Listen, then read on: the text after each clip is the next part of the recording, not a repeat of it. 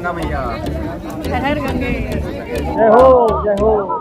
ये आपका दिल्ली, आगरा, मथुरा, वृंदावन होकर ये पश्चिम साइड से आती है। संगम नगरी प्रयागराज में आपका हार्दिक स्वागत है। तीर्थों का राजा प्रयाग, जहां गंगा, यमुना और सरस्वती नदी का महासंगम होता है और कहलाता है त्रिवेणी संगम। नमस्कार दोस्तों, मैं रोहित स्वागत करता हूं आपका अपने चैनल राइज ऑफ जर्नी पर। प्रयागराज उत्तर प्रदेश राज्य का एक प्रमुख नगर और हिंदुओं का प्रमुख तीर्थ स्थल है। यहीं पर लगता है दुनिया का सबसे बड़ा महाकुंभ मेला, जो हर 12 साल में एक बार लगता है। प्रयागराज को देश का सबसे बड़ा धार्मिक शहर भी माना जाता है। यहाँ पर हर साल लाखों की संख्या में श्रद्धालु प्रयागराज घूमने के लिए आते हैं और त्रिवेणी संगम में डुबकी लगाते हैं। कहते हैं रावण से युद्ध करने के बाद हनुमान जी ने प्रयागराज में ही विश्राम किया था। 51 शक्तिपीठों में एक अलोपी देवी शक्तिपीठ भी प्रयागराज में स्थित है। हमारी ये वीडियो आपके लिए बहुत ही ज़्यादा इन्फॉर्मेटिव होने वाली है, तो अगर आप हमारे चैनल पर नए हैं तो हमें सब्सक्राइब करके सपोर्ट ज़रूर करिएगा। तो आइए आज ही इस वीडियो में आपको घुमाते हैं प्रयागराज। सबसे पहले दोस्तों हम आपको लेकर आए हैं प्रयागराज के यमुना नदी के किनारे बने यमुना घाट पर। यहीं से हम बोट लेकर चलेंगे उस स्थान पर जहां पर तीनों नदियों का संगम होता है, यानी गंगा, यमुना और सरस्वती नदी का।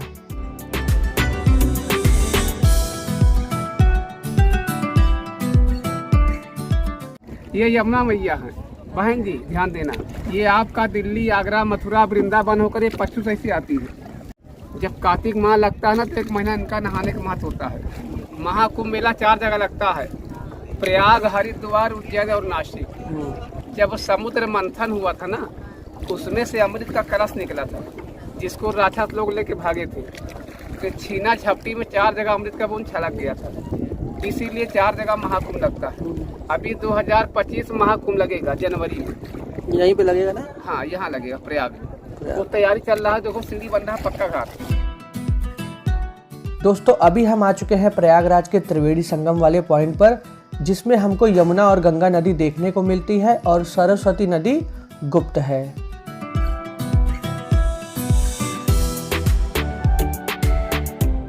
पर आ चुके हैं जहां पर 3 नदियों का संगम होता है, यानी माँ गंगा, माँ सरस्वती और माँ यमुना का।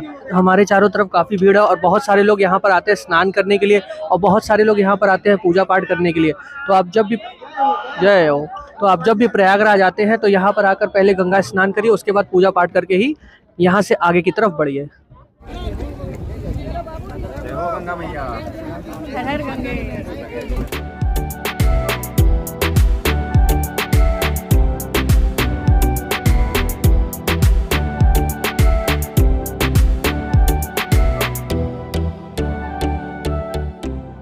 तो दोस्तों कहा जाता है संगम स्नान करने के बाद सामने जो आपको किला दिख रहा है, इसे अकबर फोर्ट के नाम से जाना जाता है। कहते हैं जो भी प्रयागराज आता है वो प्रयागराज में त्रिवेणी संगम में स्नान करने के बाद इस किले के अंदर जाता है, क्योंकि इस किले के अंदर स्थित है हिंदुओं का प्रमुख वट वृक्ष अक्षय वट। 4 युग से इनकी पूजा हो रही है। सतयुग, त्रेता युग, द्वापर युग और कलयुग, 4 युग। गंगा स्नान या गंगा जी के दर्शन करने के बाद जब तक अक्षयवट जी का दर्शन नहीं होता, प्रयाग आने का, गंगा स्नान करने का, दान पुण्य करने का कोई मत नहीं होता। इसी वजह से लोग स्नान करने के बाद यहाँ दर्शन करते हैं आके। सतयुग से लेकर कलयुग तक इस वट वृक्ष की पूजा होती रही है। त्रेता युग में भगवान राम, माता सीता और लक्ष्मण जी भी यहाँ पर आए थे। द्वापर युग में भगवान श्री कृष्ण और 5 पांडव भी इस स्थान पर आए थे। अक्षय वट प्रयागराज का प्रमुख धार्मिक स्थल है, तो आप संगम में स्नान करने के बाद यहाँ पर आकर के दर्शन जरूर करें।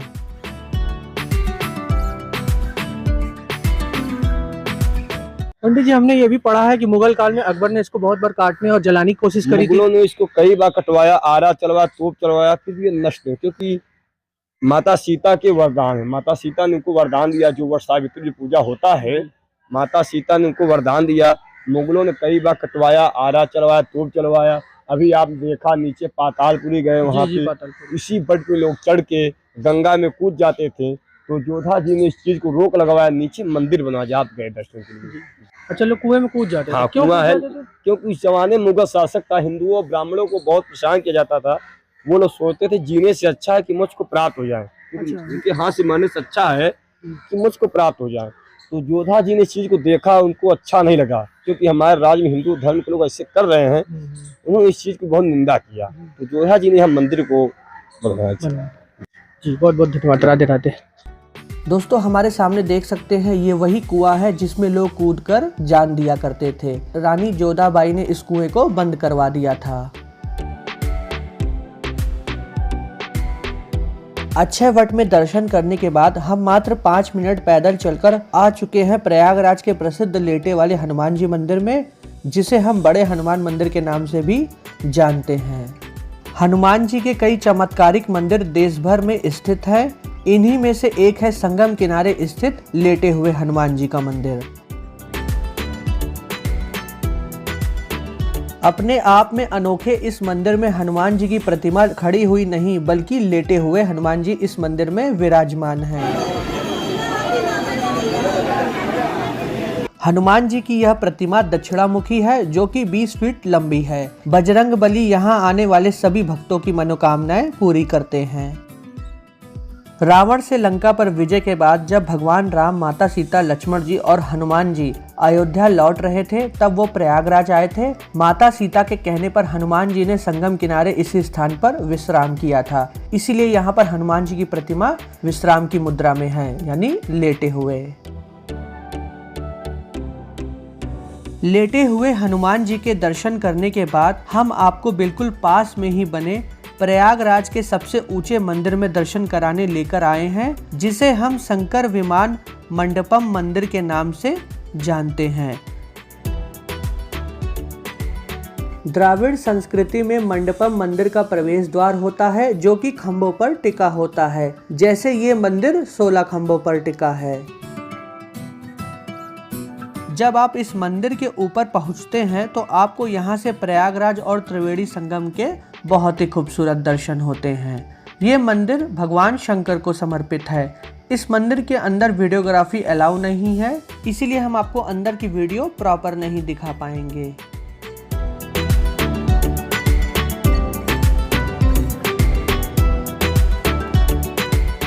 इस तरह से दोस्तों आप त्रिवेणी संगम के 200 मीटर के दायरे में प्रयागराज के 4 प्रमुख तीर्थ स्थलों के दर्शन कर सकते हैं, जिनमें त्रिवेणी संगम, अक्षय वट, लेटे हुए हनुमान जी और शंकर विमान मंडपम मंदिर स्थित है। अब हम आपको लेकर जा रहे हैं अलोपी देवी शक्तिपीठ, जो कि यहाँ से मात्र 1 किलोमीटर की दूरी पर स्थित है।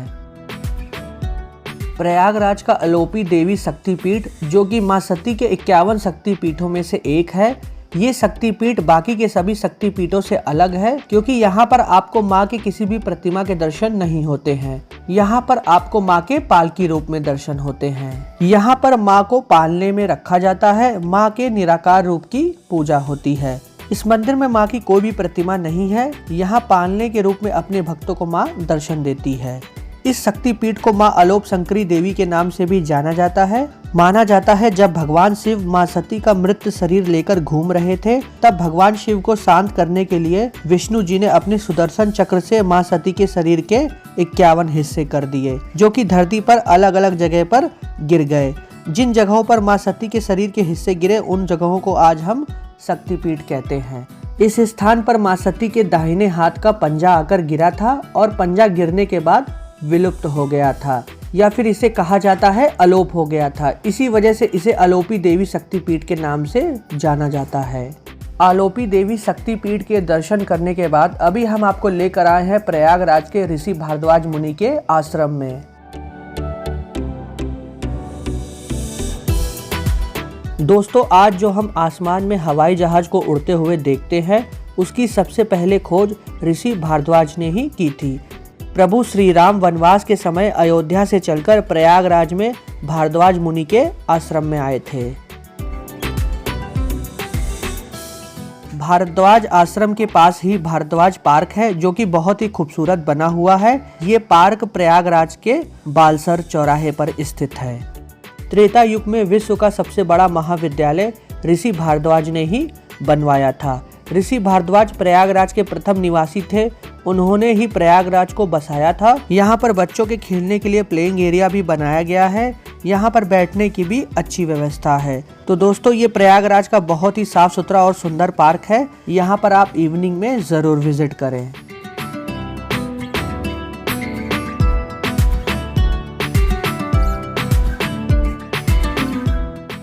दोस्तों अभी हम आपको लेकर आए हैं प्रयागराज के उस स्थान पर जहां पर भारत के महान क्रांतिकारी चंद्रशेखर आजाद ने अंग्रेजों से लड़ते हुए अपनी अंतिम सांस ली थी। चलिए दोस्तों आपको उस स्थान पर लेकर चलते हैं जहां पर चंद्रशेखर आजाद ने अंग्रेजों से लड़ाई करी थी। अभी हम अमर शहीद चंद्रशेखर आजाद पार्क के बाहर खड़े हुए हैं। चलिए 10 रुपए का टिकट लेकर अंदर चलते हैं।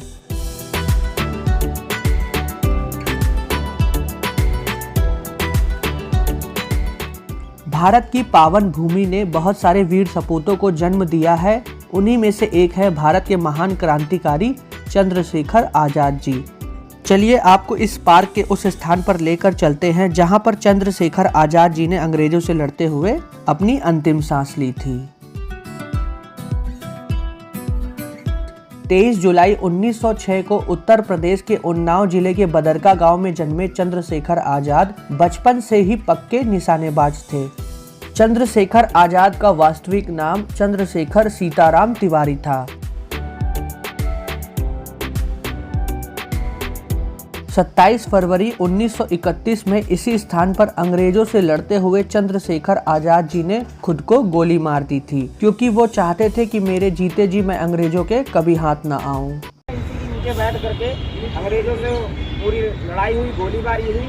इसके बाद अंतिम गोली अपनी कनपटी पर रख करके स्वयं को मार लेते हैं और एक संदेश दे जाते हैं कि मैं आज़ाद था, आज़ाद हूँ और आज़ाद ही मरूंगा। नमस्कार दोस्तों, अभी हम आपको लेकर आए हैं प्रयागराज के एक ऐसे रेस्टोरेंट में जहां पर आपके खाने का ऑर्डर कोई इंसान नहीं बल्कि एक रोबोट लेकर आता है। जी हाँ दोस्तों, हम बात कर रहे हैं प्रयागराज के रोबोट रेस्टोरेंट की। हमारे पीछे आप देख सकते हैं। चलिए इस रेस्टोरेंट के अंदर चलते हैं और आपको अंदर से दिखाते हैं रेस्टोरेंट कैसा दिखता है। दोस्तों ये प्रयागराज का पहला और उत्तर प्रदेश का दूसरा रोबोट रेस्टोरेंट है।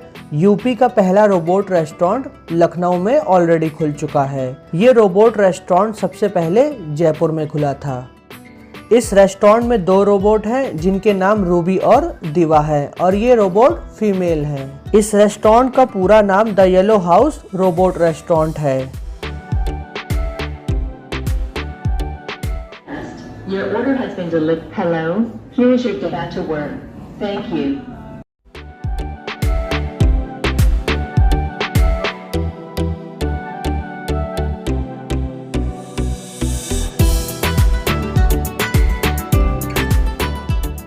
Your order has been delivered. Hello, here is your dish.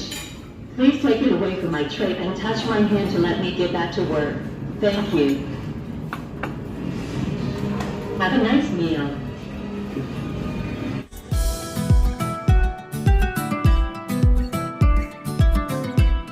अगर आप प्रयागराज जाते हैं तो इस रोबोट रेस्टोरेंट में ज़रूर विजिट करें। प्रयागराज के सभी फेमस प्लेसेस में घूमने के बाद अब हम आपको बताएंगे कि प्रयागराज में आपको खाने पीने के लिए कहां पर जाना चाहिए। दोस्तों मैं आपको सजेस्ट करूंगा कि अगर आप प्रयागराज आते हैं और प्रयागराज के अच्छे अच्छे फूड एंजॉय करना चाहते हैं तो आप पहुंच जाइए प्रयागराज के लोकनाथ चौक। यहाँ पर आपको राजा राम लस्सी वाला मिलेगा जिनकी लस्सी बहुत ही ज़्यादा फेमस है, तो आप इनकी लस्सी ज़रूर ट्राई करिए। साथ ही दोस्तों आपको प्रयागराज की इस मार्केट में खाने पीने के बहुत सारे ऑप्शंस मिलेंगे। आपको मेरा ये वीडियो कैसा लगा हमें कमेंट करके ज़रूर बताइएगा, और अगर वीडियो अच्छा लगा हो तो इस वीडियो को अपने उन दोस्तों के साथ शेयर ज़रूर करिएगा जो कि प्रयागराज आना चाहते हैं। मिलते हैं आप सभी से किसी नए शहर में किसी नए वीडियो के साथ।